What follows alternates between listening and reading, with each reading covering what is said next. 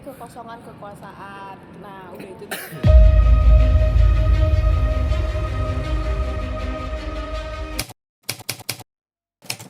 Hey everybody, welcome back to another episode of Hot 2 with me, your spasialicious host, Rizky. Nah, di episode kali ini kita akan membahas tentang satu topik yang lumayan kontroversial, yaitu tentang Marxisme. Nah, apa itu Marxisme?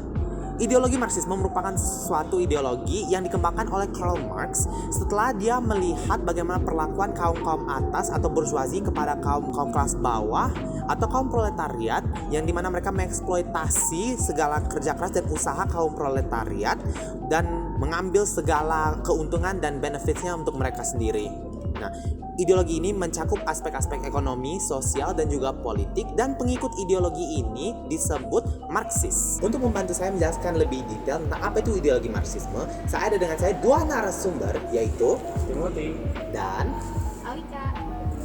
Nah, sebelum kita melanjut dengan penjelasan lebih detail tentang apa itu ideologi Marxisme, mari kita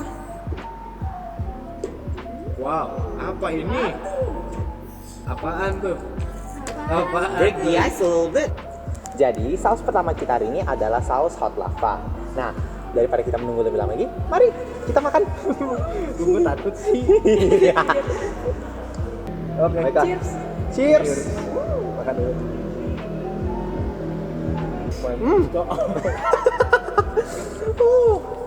Boleh lah. Jadi, pertama yang akan kita bahas adalah sebuah kejadian yang melibatkan tentang ideologi Marxisme ini. Kejadian yang kita bahas ini terjadi di kawasan kita sendiri, di kawasan Indonesia sendiri, yaitu di Vietnam. Nah, untuk membantu saya untuk menjelaskan lebih tentang apa itu perang Vietnam, ada Alika. Alika, silakan. Jadi, setelah Perang Dunia Kedua itu Vietnam terjadi kekosongan kekuasaan. Nah, udah itu tuh Vietnam dengan Ho Chi Minh. Ho Chi Minh itu seorang tokoh revolusi Vietnam. Itu tuh ingin membebaskan Vietnam. Ho Chi Minh meminta bantuan kepada Amerika Serikat, tetapi sayangnya Amerika Serikat itu menolak karena dia menganggap takutnya komunisme itu menyebar luas di Southeast Asia.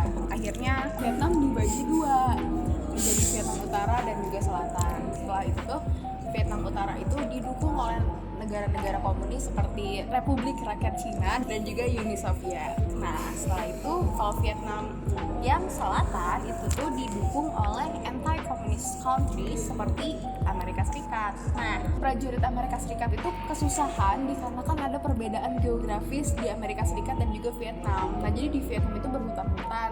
Mereka tuh kebingungan mana yang lawan dan juga mana yang kawan. Oh, gitu tuh. Nah, dari itu ketika Richard Nixon menjadi presiden Amerika Serikat, dia tuh menarik kembali prajurit Amerika Serikat untuk tidak terlibat di perang Vietnam ini.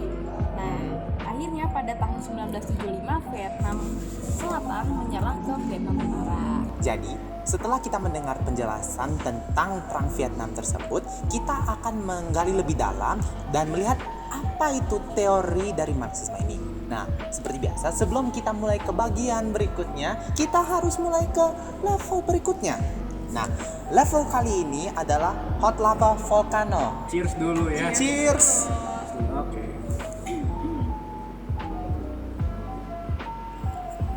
Mari kita lanjut tentang teori Marxisme. Sekarang saya persilakan Timothy. Ya, baik, terima kasih Rizky.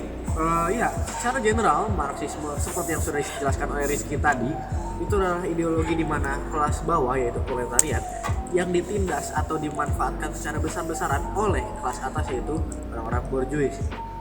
Nah, teori atau ideologi Marxisme ini disempurnakan oleh yang namanya tokoh-tokoh komunisme seperti Vladimir Lenin, Joseph Stalin, Fidel Castro dan lain-lain lagi yang akhirnya menjadi komunisme kita kenal. Jadi sebenarnya Marxisme itu adalah komunisme yang sudah dimodernisasi. Oh, jadi versi lain dari komunisme lah. Ya. Nah, kenapa kita ambil kasus Vietnam dan hubungannya apa?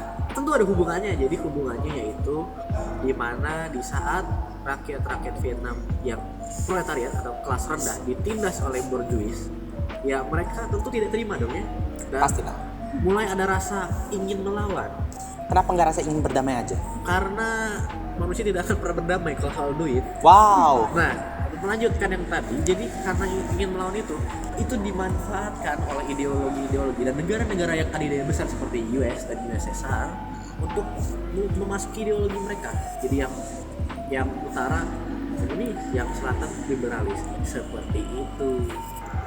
Baiklah, jadi untuk menyimpulkan adalah ideologi Marxisme ini merupakan sebuah landasan dasar bagi ideologi komunisme yang akan mengikuti beberapa tahun ke depan. Ideologi Marxisme ini berbahas tentang konflik antara kaum kelas atas dan kaum kelas bawah berhubungan dengan kapitalisme. Ideologi Marxisme ini menentang dengan eksploitasi yang disediakan oleh kapitalisme dan percaya bahwa untuk memastikan keadilan mulut terbakar.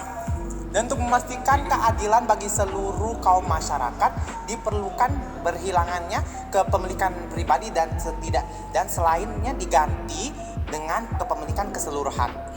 Itu dari saya Rizky, hostmu yang lagi tersiksa, minta ampun. Dan saya ingin mengucapkan terima kasih telah menonton dan juga terima kasih pada kedua narasumber hari ini.